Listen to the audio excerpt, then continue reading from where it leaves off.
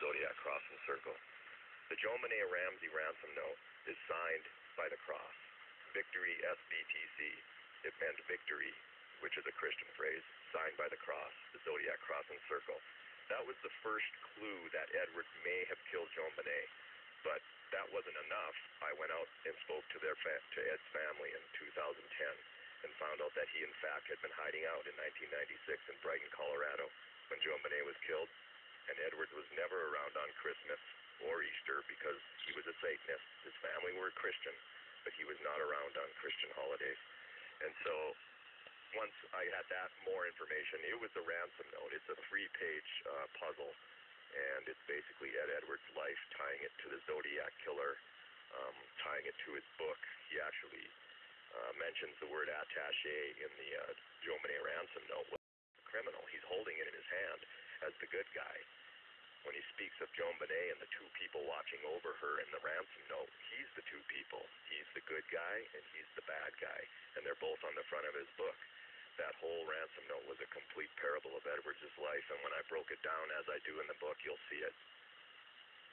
All right, of when the murder occurred and what JON BENET-RAMSEY herself had said about a visitation from Santa Claus.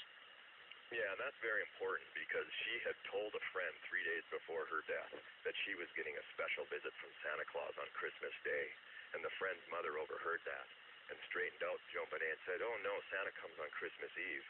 And JON BENET said, no, my Santa's coming Christmas night.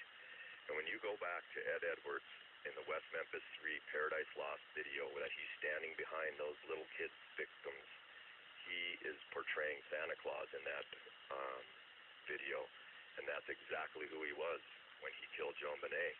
She let him into the house just like Suzanne Dignan let him into the house in 1946. Somebody fed her pineapple at the counter before her death, and her parents did not.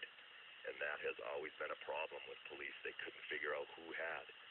And it's the kid who feeds Santa Claus. It was Santa ritualistically in the basement, just like Suzanne Dignan, covered her with a white blanket, stamped funny patterns on her body, rubbed DNA on her. It was a complete ritualistic killing on Christmas by a Satanist.